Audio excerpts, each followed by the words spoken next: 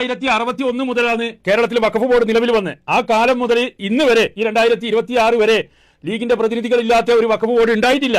അതുകൊണ്ട് തന്നെ കേരളത്തിലെ വഖഫ് സ്വത്തുക്കൾ വളരെയധികം 80% വഖഫ് സ്വത്തുക്കളും അന്യാധീനപ്പെട്ടു പോയിട്ടുണ്ട്. അത് ചിലർ കട്ടുകൊണ്ട് പോയിട്ടുണ്ട്. അതിനെല്ലാം കൂട്ടുനിന്നത് ഈ ലീഗ് പ്രതിനിധികൾ ഈ വഖഫ് ബോർഡിൽ കയറിക്കൂടിയതിന്റെ ഭാഗമായിട്ടാണ്.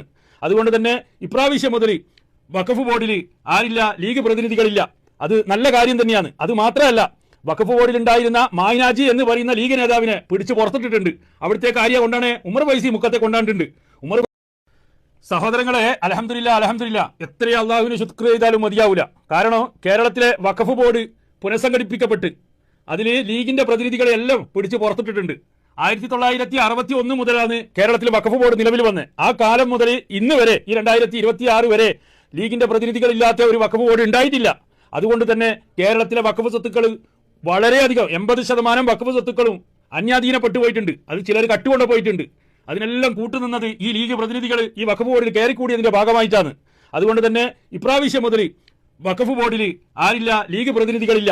അത് നല്ല കാര്യം തന്നെയാണ്. അത് മാത്രമല്ല, വഖഫ് ബോർഡിൽ ഉണ്ടായിരുന്ന മായിനാജി എന്ന് പറയുന്ന ലീഗ് നേതാവിനെ പിടിച്ച് പുറത്തിട്ടിട്ടുണ്ട്. അവിടുത്തെ കാര്യം കൊണ്ടാണ് ഉമർ ഫൈസി മുക്കത്തെ കൊണ്ടാണ്ടിട്ടുണ്ട്.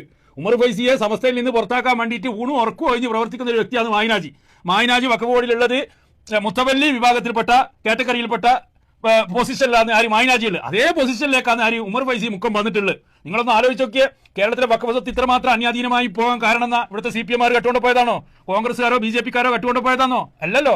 എല്ലാറ്റിനും കൂട്ടുനിന്നത് ഈ ലീഗിന്റെ പ്രതിനിധികൾ ഉള്ള സമയത്താണ്. കോൺഗ്രസ്സുകാർ ഇല്ല എന്ന് പറയുന്നില്ല. ലീഗിന് വേണ്ടി പണിയെടുത്ത ചില കോൺഗ്രസ്സുകാർ അതിൽ കൂട്ടുനിന്നിട്ടുണ്ട്. അല്ലാണ്ട് കോൺഗ്രസ്സുകാരൊന്നും ഈ വഖഫ് സ്വത്ത് കട്ടുകൊണ്ട് പോകുന്ന വിഭാഗത്തിൽപ്പെട്ടവരൊന്നും അല്ല. അതുകൊണ്ട് തന്നെ ഇപ്രാവശ്യം മുതൽ ആ വഖഫ് ബോർഡിൽ ഒരു മാറ്റം വന്നിട്ടുണ്ട്.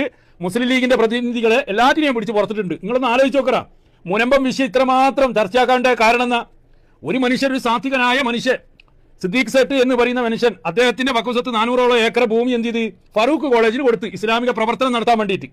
അദ്ദേഹം വഫാത്തായി. അദ്ദേഹം മരണപ്പെട്ടതിന് ശേഷം ഈ ലീഗ് പ്രതിനിധാനം ചെയ്യുന്ന ഫറൂഖ് കോളേജിന്റെ പ്രതിനിധികൾ എന്ത് ചെയ്ത് അത് 500 ഉറുപ്പ്യക്ക്, നിങ്ങൾ ചിന്തിച്ചു നോക്കിയേ, 500 ഉറുപ്പ്യ സെന്റിനായിട്ട് എന്ത് ചെയ്ത് മുറിച്ച് വിറ്റ് കിട്ടുന്നവർക്കെല്ലാം വിറ്റ് വാങ്ങിയവർ കുറ്റക്കാരല്ല, അവരറിയുന്നില്ല. രേഖകളെല്ലാം തയ്യാറാക്കി കൊടുത്ത ഈ ലീഗിന്റെ നേതാക്കന്മാരാണ്. അതുകൊണ്ട് തന്നെ അതൊന്നും ഇവർ ചിന്തിച്ചില്ല. എന്നിട്ട് അതെല്ലാം മുറിച്ച് വിറ്റ് 500 ഉറുപ്പ്യക്ക് മുറിച്ച് വിറ്റ് കിട്ടുന്ന പൈസ ഇവർക്ക് എന്ന 500 ഉറുപ്പ്യക്ക് കൊടുക്കുന്നതെന്ന് ഇവർക്ക് ഒരു രീതിയും ഇല്ലല്ലോ. ഇവർ കൊടുത്തതോ ഇവരെ തറവാട് സ്വത്തോ അല്ലെങ്കിൽ ഇവരെ മുൻഗാമികൾ കൊടുത്തോ ഒന്നും അല്ലല്ലോ.